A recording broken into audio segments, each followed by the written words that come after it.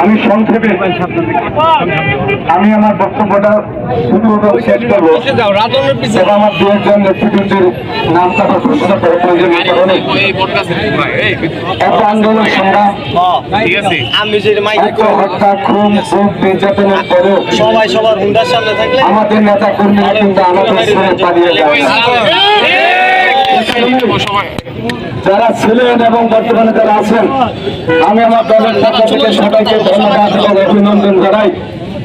আমি আশা করছি বিগত দিনে যারা আন্দোলন সংগ্রামের মধ্যে দিয়ে ঘরে থাকতে পারে নাই, পরিবার পরিজন নিয়ে ঘরে থাকতে পারেন নাই, কারাবাস করতে হয়েছে, রাতের করে আরো জঙ্গলে থাকতে হয়েছে এবং অনেক নিষ্ঠুরভাবে অনেককে নির্যাতন করে হত্যা করা হয়েছে এবং আমাদের 7 লক্ষ নেতা কর্মীর দেশে মিথ্যা মামলা দিয়ে আমাদের দেশকে একটি রাজনৈতিক একটি অগণতান্ত্রিক রাষ্ট্র হিসেবে পরিণত করা হয়েছিল এবং সমস্ত কিছুর মনে ছিল একটি নির্বাচন, সে নির্বাচনটা হওয়া দরকার একটি নিরপেক্ষ সরকারের অধীনে, যেটা ইতিপূর্বে নিরপেক্ষ সরকারের অধীনে বেগম খালেদা জিয়া পার্লামেন্টে তত্ত্বাবধায়ক সরকার আইন করে এদেশের জনগণের কাছে তাদের নেতৃত্বে তাদের নেতার জন্য তারা নির্বাচিত করতে পারে, তাই তিনি তত্ত্বাবধায়ক সরকার বিল পাস করে দিয়েছিলেন।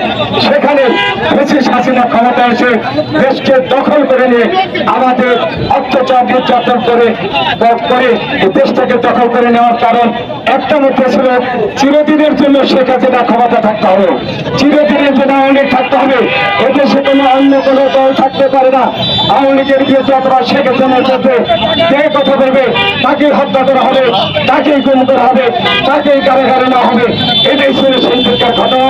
এত কিছুর পরের মধ্যে দিয়ে আমাদের নেতা কর্মীরা পালিয়ে যায় নাই, নির্দেশন অনুযায়ী তারেক রহমানের নির্দেশন অনুযায়ী রাস্তায় ছিল, রাস্তায় থাকার কারণে আন্দোলনের সংগ্রামে বিপ্লবের কারণে ব্রিটিশ হাসিনা পালিয়ে যেতে বাধ্য হয়েছে।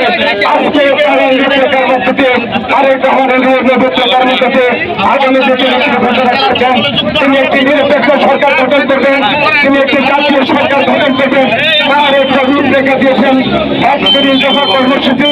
আজকে আমরা এই 31 দফা কর্মসূচি ঘরে ঘরে তৃণমূল পর্যায়ে তারেক রহমানের বাণী এই নির্দেশনা ঘরে ঘরে পৌঁছে দেওয়ার জন্য আমরা আনুষ্ঠানিকভাবে এই মামলা থেকে শুরু করে আমাদের ছুটির করা পর্যন্ত অর্থাৎ কুমারপুর, হলদিয়া, অনসর, লোহজন, রাজগাঁও, গাওদিয়া, বলতনে সর্বশেষ ছুটির করা দিয়ে আমরা আমাদের অনুষ্ঠান, আমাদের এই নৃত্যের কর্মসূচি অনুষ্ঠানটা শেষ করে সেখানে নামাজ করে আজকে আমাদের দেশের নেত্রী বেগম খালেদা জিয়ার 80তম জন্মবার্ষিকী আমরা সেখানে তার জন্য